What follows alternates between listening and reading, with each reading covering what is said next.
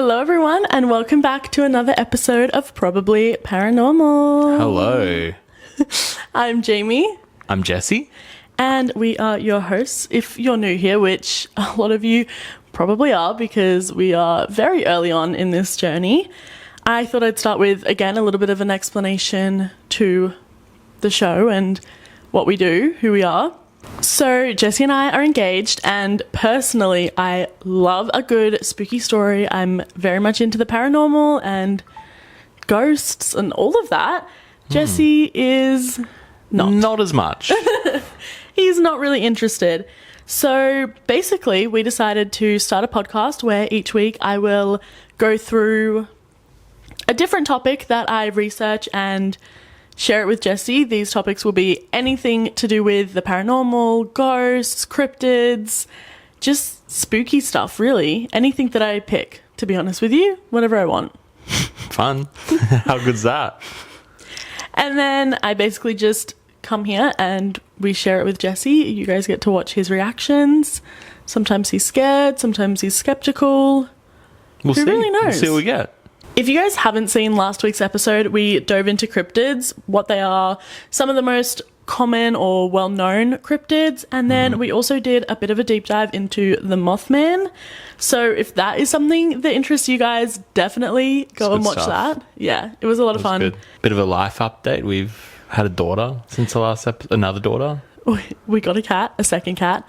Our first cat, Salem, is sitting right next to us. She does come into these episodes every now and then. Yes. So if you hear meowing or if you're watching and you see a cat run past, that's what's going on. But our newest addition, Faye, name is not locked in. Oh. Name's not locked in. We're still deciding. We got her yesterday. But right now we're thinking Faye for the name. So She suits Faye. she suits it, yeah.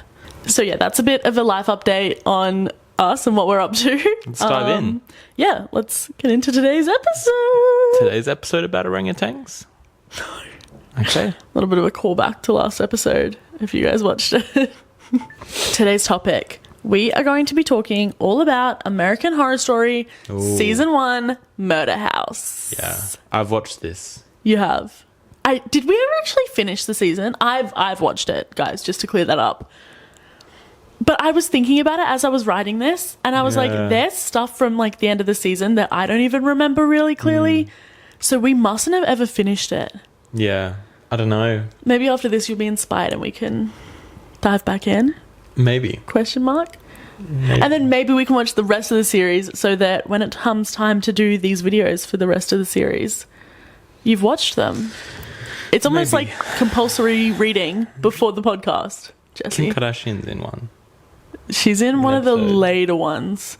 Okay, anyway. Okay. Before we get into it, there will be spoilers. So if you've not seen Murder House and you don't want spoilers, I definitely think you should maybe save this, bookmark it, come back to it at a later date once you've seen it, because I'm not going to do spoiler warnings. I'm not doing that. Okay, we're here to tell the stories.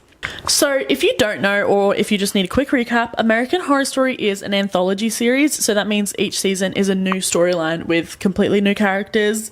A lot of the same actors though, which I really love, and I think it's so fun that they did that. These seasons each cover like an entirely different horror plot, which I love. There are 12 seasons total. So the most recent one was the Kim Kardashian one, I believe, Delicate.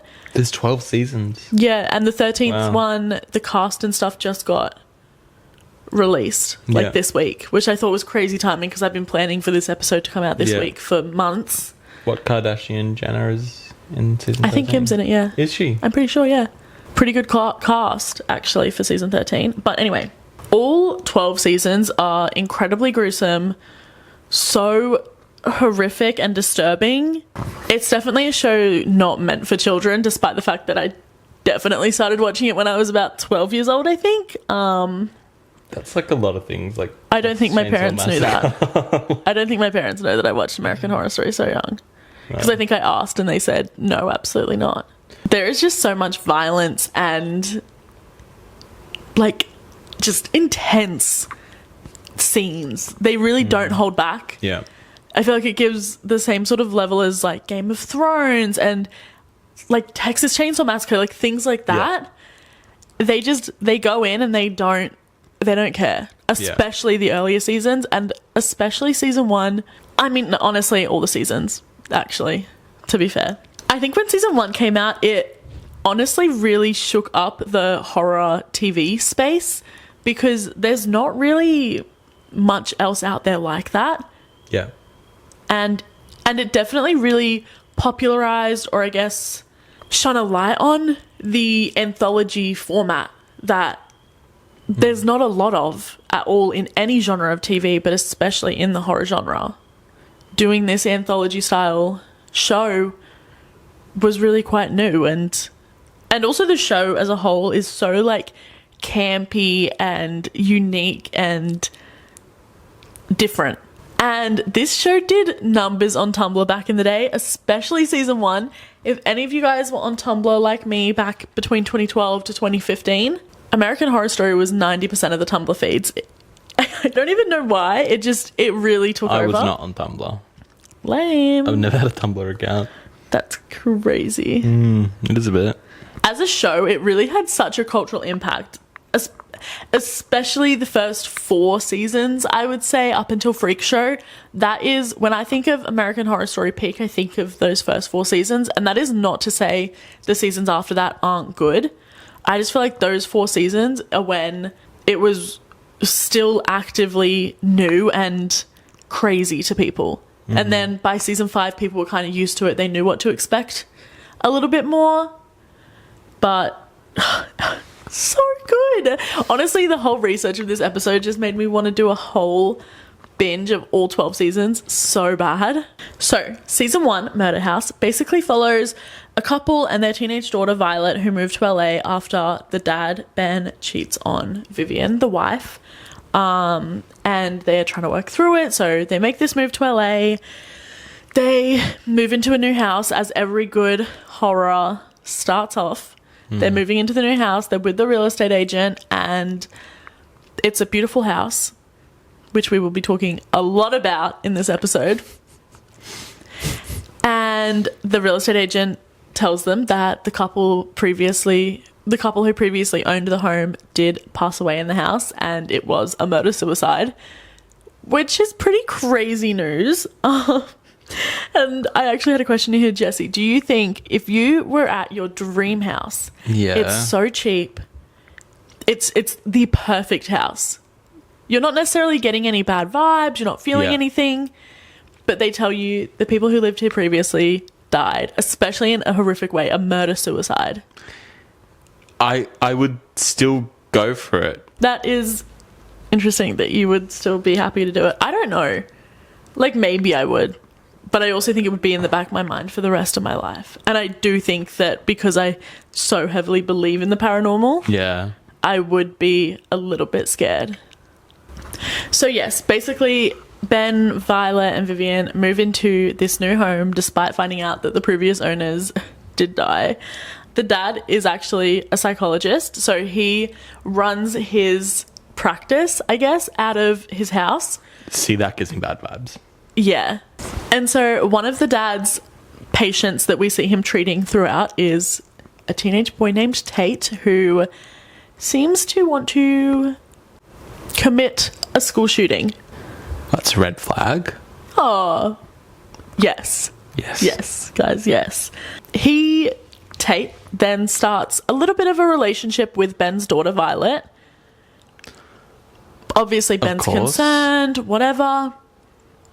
Violet is a deeply disturbed person. I mean, she's been through a lot with her parents and the cheating, so she's not turned off by all of Tate's millions of red flags.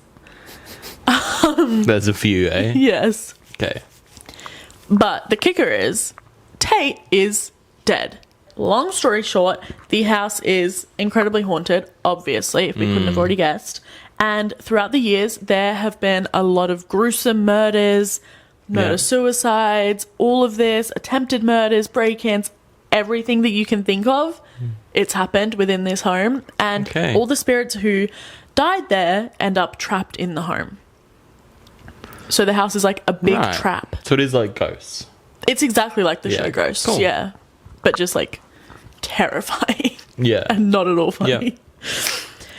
And I guess throughout all of this happening, the house sort of becomes its own entity and begins sort of almost trying to capture more souls. And I mean, look, Yeah. whether it's the house or the spirits there, whatever, but throughout the season we see the house or the spirits trying to get Ben to commit acts that have been done in the past. There's a character who pops up who lived in the home and killed his wife and children, and he nearly died in the fire, but he made it out. And he comes and he warns Ben of what the house can do. Is this a true story? No. We'll get into it. I mean, this episode is the truth behind American Horror Story Season 1. So Right. we will get into what's true and what's not. But no, Right, it's not right, like right, based right. on a true story by any stretch of the imagination. Okay. But there are a lot of true stories intertwined within. Yeah. Gotcha. Okay. Throughout this season, there are a lot of different themes and topics, including school shootings, infidelity, breakdowns, family dynamics, pregnancy loss, just a lot of Bit of different everything. trauma Yeah. and Okay. craziness. So, in today's episode, the main focus will be the hauntings that happened surrounding the first season of American Horror Story, because, I mean, right off the bat from the first season, this show had a lot of activity happening within it, around it, on the sets, all of that. Oh, okay. So, I wanted to start by going over a different house in LA that has a few similarities to the murder house in the show, which is believed to be one of the main inspirations Yeah. for the home. And that is the Los Feliz Murder Mansion. Located in Los Angeles, where the show is based, stands a stunning 7-bedroom, 9-bathroom mansion. While the house itself is absolutely beautiful, its history is basically as opposite from that as you can get. So this home was first built actually exactly 100 years ago in 1925, and its original owners, Harold and Florence Schumacher, both unfortunately passed away 3 years later in 1928 within weeks of each other. It's the first owners of the house. Now, of course, this isn't necessarily Were they early? suspicious. Sorry, not early. Were they oldies? I'm not sure. Yeah. So that's what I was going to say. This isn't really suspicious. They might have been elderly. There are a lot of possible explanations for why this could have happened. But there were also a few other strange things that happened subsequently, which, again, could be explained. We've got some mysterious deaths, reports of owners who went bankrupt and ended up in financial ruin after living in the house, which is quite a common thing we see. And then we get to 1959, when physician Harold Perelson, his wife Lillian, and their 3 children, Judy, Joel, and Debbie, moved in. Harold's medical practice began drowning in debt, which led the family into some serious financial hardships. Yeah. One night, after the family had gone to sleep, Harold went to his toolbox, grabbed a hammer, and then returned to his bedroom and brutally murdered his wife Lillian before heading to his oldest daughter, 18-year-old Judy's bedroom, and attacking her. Judy's screams woke her younger sister Debbie, who told police later that her father said to her, "Go back to bed, baby, this is just a nightmare." Her brother then awoke, distracting Harold enough to give Judy time to escape. Harold then took his own life by overdosing on a bunch of pills. And after the tragedy, the children were sent to live with family, and the home has since stood vacant for over 60 years, despite being owned and sold by many who had plans to remodel the home but never actually did. So for 60 years, no one's Yeah. actually lived in the house. It's been bought and sold, but no one's actually lived there since. That's not great. No. Reports also say that a lot of the owners of the property, despite never actually living in the home, have all faced their own major misfortunes in the time that they owned it. Yeah. Okay. If you have seen this first season of American Horror Story, then you've probably already picked up on a lot of the parallels between the Los Feliz mansion and Murder House and just the story of the Perelson family. Because obviously, I mean, throughout the season, there is a lot of murder-suicide and attempted, like, what's it called when you kill your family? Famicide. So before we get into some of the hauntings on the set and within the home where American Horror Story was filmed, I wanted to talk about some of the crimes that inspired a lot of the murders that we see throughout this season. So if you've seen the show, you know there are so many spirits in the house, and throughout the season we get a lot of past flashbacks, I guess, to a lot of these murders and incidents where these spirits passed away. A lot of these are just fictional stories. Yeah. But Ryan Murphy did draw some inspiration from a lot of real cases for these subjects. One of the most prevalent ones is in the second episode of the show, and it is the murder of two nurses back in 1968, Maria and Gladys, where a man enters the home with a fake injury before ultimately killing both of them. It is widely believed that this scene was inspired by the real-life brutal mass murder of 8 student nurses by Richard Speck in Chicago in 1966. I love that name. Gladys. I think that's a great name. You were talking about the murderer's name. Richard. Richard's a good name. It's my dad's name. Richard's a good name. But I was like, dude. It's no Gladys. True. There are also a few other similar instances of fictionalized murders that take place in the show which were heavily inspired by true and horrific crimes or stories, including depictions of Elizabeth Short, who is also known as the Black Dahlia. Then, of course, there is also mention of Tate's school shooting, which does seem to be loosely based on the Columbine massacre. So, yeah, I mean, definitely a lot of different inspirations for some of these murders and stuff like that. Now, let's get to what we are really all here for, and that is some of the hauntings on set and around the set. So it's not at all uncommon for sets of horror movies and shows to become haunted. Taissa Farmiga, who plays Violet, which is the daughter in season 1 of American Horror Story, also worked on The Nun, which had quite the haunted set, according to reports from some of the cast and crew, with the director even saying that he saw multiple apparitions of Romanian soldiers and even once saw a handprint appear in the dirt. Oh no. And for that movie, they were shooting in old castles in Europe. Like old haunted castles. Oh. And Taissa Farmiga, there's a scene where she is in a dark, like, tunnel type thing, and she actually requested that someone had to stand there with her because she was too scared to be there alone, because they're doing wide angle shots, so the film crew are, like, the camera crew are quite a while away, and so she requested to have someone stand with her in the dark because she was too scared to be there alone. So, she needs a better agent, to be honest. And her sister actually plays Lorraine Warren in, like, the Conjuring movies. Oh, I was like, Lorraine, I know. Yeah. I know that name. That is definitely not even close to being the only reportedly haunted horror movie set. There are literally too many to count. I feel like most horror movie sets have at least 1 or 2 creepy hauntings. Some really notable ones are Annabelle, The Conjuring, Amityville Horror, The Exorcist, and of course other future seasons of American Horror Story that we'll cover. So maybe there's just something about telling these dark stories that invites dark energies. Which brings us back to Murder House and that question, did the show awaken something within the mansion, or was it always there? So it's definitely possible that what went on to occur within the home where American Horror Story was filmed was some sort of egregore. Do you know what that is? No. It's basically a... Did you think I knew what it was? No.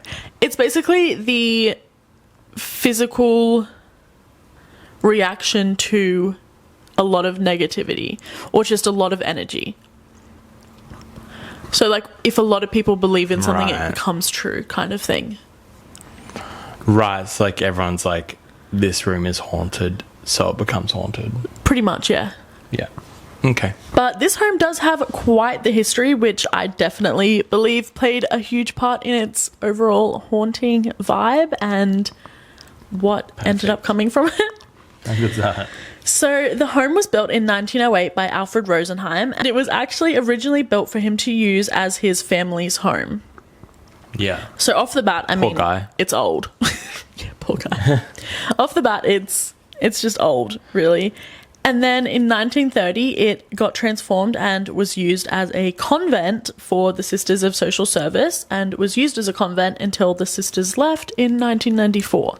And then in 1999, it was actually declared as a Los Angeles Historic Cultural Monument.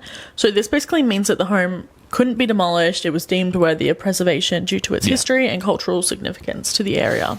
Yeah. So this meant that the owner at the time basically got a huge tax break, and Good stuff. Yeah, and so he just had to recover the home. Tax break at the cost of living in a haunted house. Well, yeah, but at the time, you know, I mean, Not he's the really. first person to live there since it was a convent. Yeah. So he just really had to restore it to its glory, because, I mean, it had been pretty much abandoned for the past 5 years since the sisters left the convent. Yeah. Now, the restoration project that this owner had to embark on would have totaled over $250,000. So as much as the tax break, Seems like quite a lot, helped, especially like back then. it was going to be a huge project for him, Okay. So when he was approached to use the home as a set for American Horror Story, he was like, hell yeah. I mean, that pay is going to help immensely with the restoration. Now, this home is called the Rosenheim Mansion, and it is really a beautiful home. Unfortunately, it does seem to be plagued by some negative energy and plenty of spirits. Big time. Okay. When asked about the process of finding the right house to use as the filming location, one of the creators, Brad Falchuk, said, "This house is just bricks, stone, and glass, but it's more than that. It's got a personality. The moment we saw it, we realized it was going to be the star of the show. I can feel that energy when I walk into that house." Not the thing you want to hear about your house at all. Fair. Okay, right. While there were never any crazy happenings during filming, unlike on some of the future seasons, Evan Peters was asked about the house once, and he said, "It's terrifying. It's a real house in LA that's old and creepy, and there's actually a chapel connected to it. The whole atmosphere there is really terrifying. We heard some noises and stuff shooting, but that's to be expected in a 3-story house with an attic. It's just a creepy house. It's so terrifying with that wood everywhere. I would never ever want to live in that house." Oh, okay. In 2015, the house was sold for $3.2 million. So this was around 4-ish years after American Horror Story aired. Okay? Yeah. Okay. So it was sold for $3.2 million despite originally being priced closer to $17 million. Which is crazy. That is a big drop. Big drop. I don't know what happened there. Okay. And then the new owners of the house allegedly had no clue about the history of it being used as the backdrop for American Horror Story. Right. And then in 2018, Dr. Ernst von Schwartz and his wife Angela, the new owners, actually sued the previous owners as well as the real estate broker for keeping it quiet that the house had been used to be filmed for a very well televised horror show, as fans of American Horror Story were showing up to take pictures and apparently even attempting to break in, which really sucks. That sucks, but you can't have not known. Yeah, come on. In addition to this, they also were suing for damages, claiming that the previous owner, who we just spoke about, he never actually completed all the necessary restorations. Right. And they also were suing because they were not informed that there were spirits within the mansion. Surely that doesn't have to be informed, though. I don't know. I don't know what the laws are around that. Because, like, I wouldn't be pissed off. Yeah. But maybe that's just me. I guess it would depend. If it was a house that was, like, famously haunted in the area, like multiple people had reported it, then I'd probably be pissed that no one told me. If shards of glass are flying at me every day, like, probably a bit of an issue. Yeah. Yeah, okay. I find it quite funny, the parallels between this couple's experience in the house and the story of Ben and Vivian. Yeah, okay. Because obviously they move in and then they've realised that it's incredibly haunted and more than just the most recent people lived there. And I mean, he's a doctor. Yeah. And so they end up calling the real estate agent and forcing her to basically resell the home and trying to get out of this place as soon as possible. So it's kind of similar. Surely someone will, like, buy it for more than 3.2, though. Like, it's the house of American Horror Story. Since the legal battle, the current owners have come around to living within the home and have actually started reporting their own hauntings since living there. Huh. Funny that. Angela said that since their very first night in the home, they were woken up multiple times throughout that first night to strange banging and dragging noises throughout the house. And these sounds were so intense and clear that the couple actually called the police, and there was helicopters circling. Really? Yeah, because they thought someone is in the house. Yeah. Like, they were certain, and the police Shit. came, they checked the entire home, but there was no one anywhere near it. To describe these noises, she said, it was almost as if the ceiling had just fallen in, and there was this really strange, like, dragging noise, and it was so loud, it just woke us both up instantly, and we were looking at each other like, what was that? There were also some reports from maintenance workers who worked on the home for Angela and her husband. Yeah. Okay. They reported seeing things throughout the home, and one man who was working down in the basement ran out of the basement saying, it's evil down there, I can't work. Okay. Which, that's great. Like, you're Not being ideal. paid. Yeah. Like, you're not going to walk out on a job unless it's serious. Yeah. And he said, it's evil down there, which, again, really crazy to me, because if you've watched the show, you know that a lot of the negative energy within the home really comes to, I feel like it's most powerful within the basement, and the basement is where a lot of the more terrifying paranormal scenes within the show do take Imagine place. you're just trying to, like, I don't know what basements do, but, like, do your laundry. Yeah. Whatever happens in basements. Yeah. Gosh. All right. Yeah. Angela and her husband have also both reported seeing actual apparitions and spirits throughout the home, with a misty feminine shape even once tapping her husband on the shoulder and appearing in front of him for a few seconds before disappearing. I think that this is really fascinating because there is the maid, if you remember, Yeah. she appears much older to the women, but to the men she appears really young. She's in, like, you know, so the feminine figure tapping him on the shoulder, very much flirty, gives the vibe of the maid in the show. So creepy. Yeah. Okay. And he said it just, like, floated in front of me. It wasn't anything evil. It was just like a shadow, like a mist. Yeah. Okay. They later decided that raising their children in this home was maybe not the best idea, despite claiming that they never felt any real danger from the ghosts. So now they use the home as more of an investment property, and while they still own it, they no longer live there full time. They just rent it out to some poor renters. Yeah, I don't know. I don't know if they rent it or if it just kind of sits there. Airbnb. Maybe. I don't. Good Airbnb. I don't think so, though. I don't think that they do. I think it's just kind of sitting there. Yeah. To be fair, it's probably worth a lot more than 3.2 mil these days. So I guess the question really is, was the house haunted before the filming took place? Or did all the negative energy build up to create some sort of energy within the home, like an egregore? Do we know the answer? No. How would we know the answer? We don't know the answer. I don't know. Personally, I think that 100% the home was haunted to some extent before the show.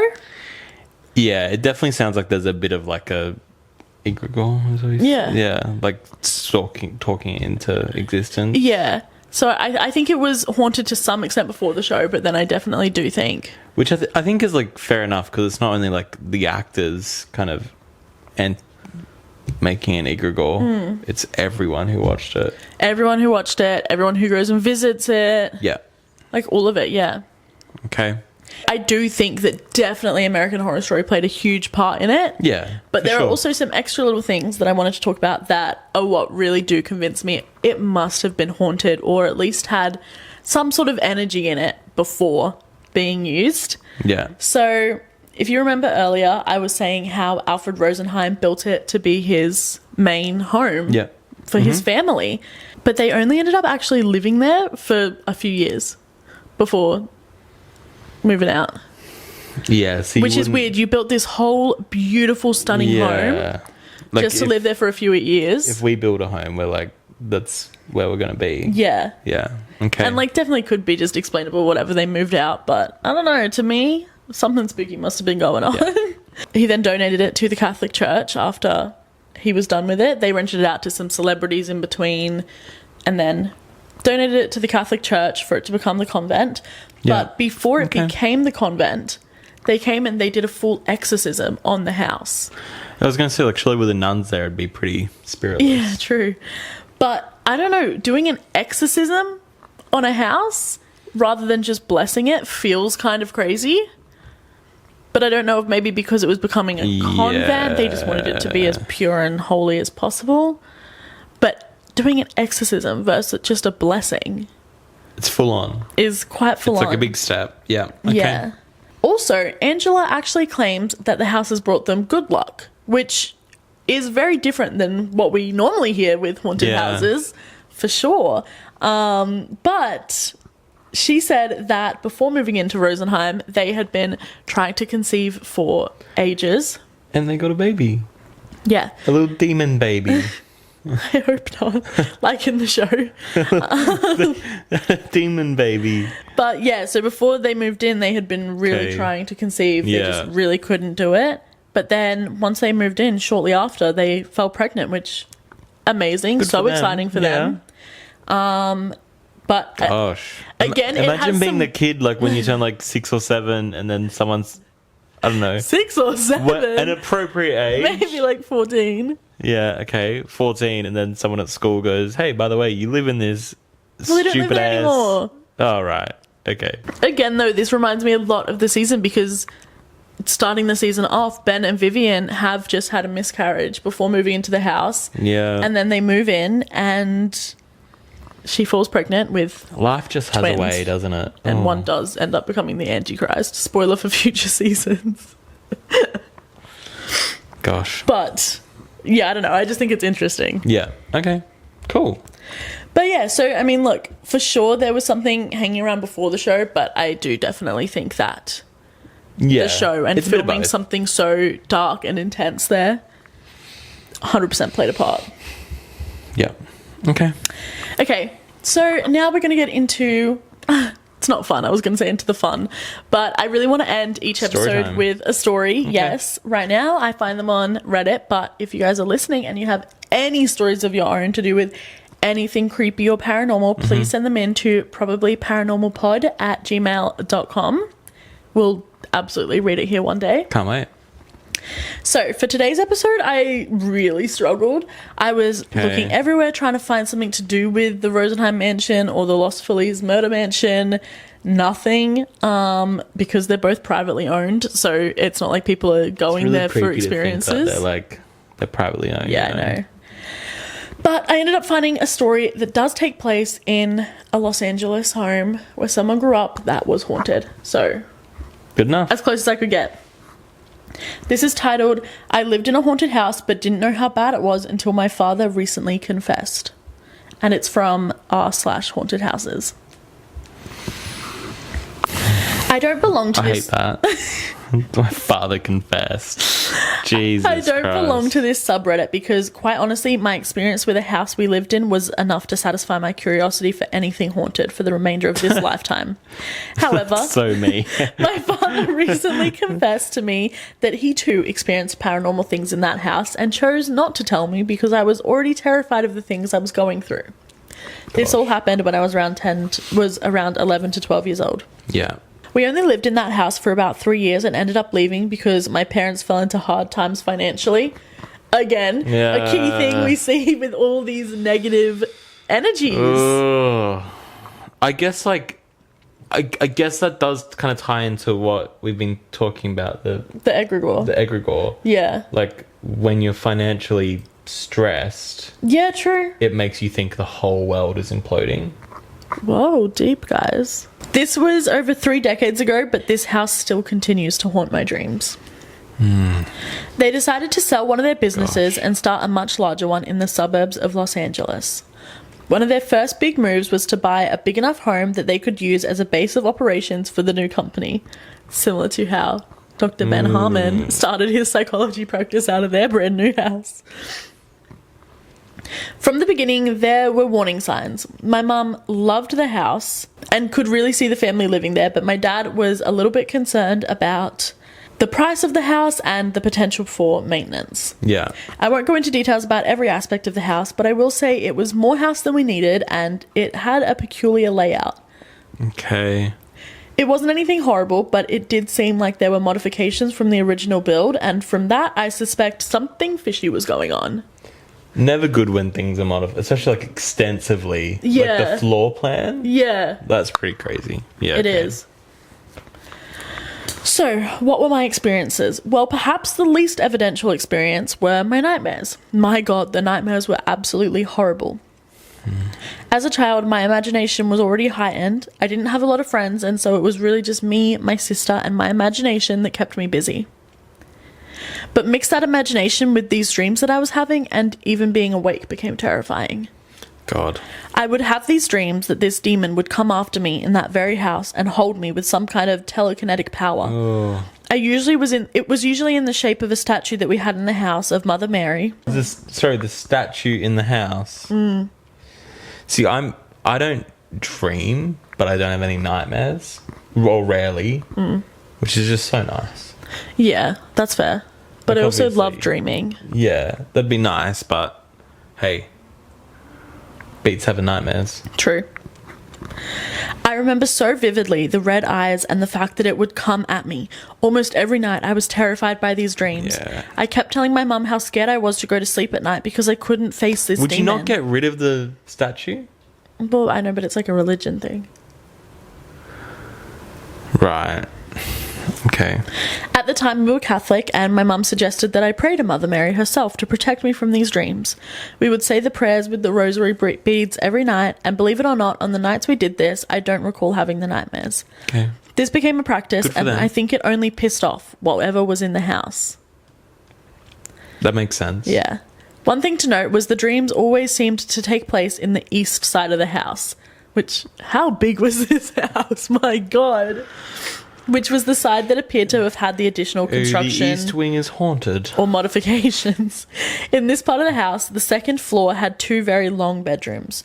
One of the rooms was supposed to be my bedroom, but every time I was in there, it just felt strange. It was one of those places where people say they could feel a presence. It wasn't cold per se, but the room just had a sense of energy in it. Yeah.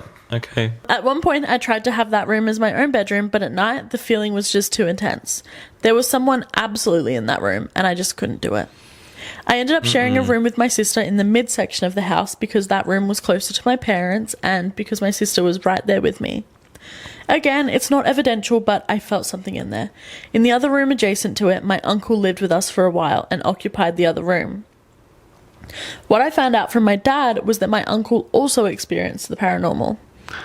And this... It's bad when, like, your uncle's admitting it. Yeah, and, like, to his brother. Yeah.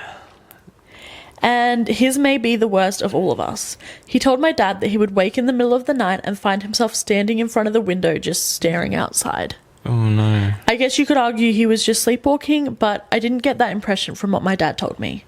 Yeah. Even worse than that was that my uncle told my dad he felt like he was being possessed, that something was haunting him and he was losing. Jeez. Not surprisingly, he moved out not too long after moving in. Thanks for the free rent, but I'm out of here. Yeah, literally. Yeah. Not knowing any of what had happened to my uncle, I thought I was going crazy. Nobody else in the family told me they sensed, saw, or experienced anything unusual. This is where that information might have been useful. I too would find myself waking up in a different room and having no idea how I got there. To note, I have never walked before or after living in this house. But here I was, completely frightened that I would just wake up in a different room. Jeez. One night, I woke up in the bathroom and was terrified and so confused, but I was not prepared for what was coming next. The lights in the bathroom were on, and as I was trying to figure out how I ended up in there, I heard footsteps in the hallway right outside the bathroom door. It was an older house, so the floor would creak whenever you walked around. At first, I just thought it was my uncle waiting for me to finish using the bathroom, so I opened the door and saw that nobody was there. The footsteps were there, I heard them, but no one was anywhere near the bathroom. So I closed the door thinking maybe I imagined it, and the second the door closed, the footsteps came back. Yeah. I immediately swung open the door thinking someone, maybe my sister, was trying to prank me, and nothing. No one was there. From where I was standing, I stared into the empty bedroom adjacent to my uncle and just had this terrified feeling and ran straight to my room to find my sister sleeping soundly and decided to hide under the blankets. The next day, I asked everyone if they were waiting to use the bathroom in the middle of the night, and no one said yes. I think that would be my worst nightmare. That would be my worst nightmare. Like, seriously, like... Hearing something? Because the lights are off, at least, you know, in my experience, the lights are off when you're in the middle of the night in the bathroom. Yeah. it's scary enough. Yeah. And like it's just an ensuite. Yeah. That's fair. But when you gross. Now, you may think this was just a combination of sleepwalking, an old house, making noises at night, and at the time, no one else confessed to experiencing anything strange, so I thought maybe that's what it was. I was just imagining all of this. Yeah. Remember, I didn't know what had happened to my uncle until recently. The next event was the first real confirmation that I wasn't going crazy. A friend of mine had come over to play video games with me. This was the time when the original Nintendo was still the biggest console. I remember we were playing Ninja Gaiden and had been at it for a while. When we finally got tired, my friend and I turned off the console and the TV and just sat there talking about the game. Next thing that happened was that a face popped up on the TV and looked at me and then looked at him. We both immediately screamed and ran downstairs to tell my mum what we saw. She just assumed we were imagining it. How could both of us imagine the same thing, though? Yeah. We eventually went back upstairs to see that nothing was there anymore, but in my mind, having him as a witness made all the difference in the world, because finally someone else saw it with me. Eventually, the paranormal events died down, but what replaced it was just as traumatizing to me. My mum and dad started arguing every day. They would argue about things missing and all sorts of other adult topics. The energy in the house was so bad. I don't remember ever truly being happy there. Eventually, one day, my dad just packed his things and left. I won't get into the details of what happened after, nothing paranormal, but I will say that after we left that house, the nightmares continued to haunt me, even till this day. Now, going back to my dad's recent confession, not only did he tell me what happened to my uncle, but he also told me that he would smell incense burning in the house randomly, but nobody ever had any incense. He only recognized the smell because he was Buddhist. But he had no idea where it was coming from. Yeah. He also mentioned that one night he was in bed with my mum and they were just talking when suddenly my mum's eyes turned bright blue. Her eyes were normally dark brown. Shut up. So this was extremely obvious. He didn't know what to make of it, but it didn't seem to bother her, so he just didn't do anything. On other evenings, he said he would hear children running either on or above the ceiling when they were just in their bedroom. And the only thing above us was roof. There wasn't an attic or anything. Again, he didn't know what to make of it, but just assumed that he was hearing things. Looking back now, had he told me these things when we were there, I think I would have begged him to move out. 100%. I later found out that the next owners ended up trashing the place because I kept tabs on the house and saw it listed for sale years later. The interior photos were horrifying. Every piece of that house looked like it was trashed.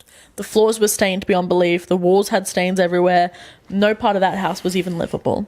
Eventually, it was purchased by an investor and completely gutted and resold a year later. I often wonder if the prior owners also experienced the hauntings, and that's what led to it turning into what it became. Yeah. Amazingly, after my dad told me about his experiences, I actually found some peace.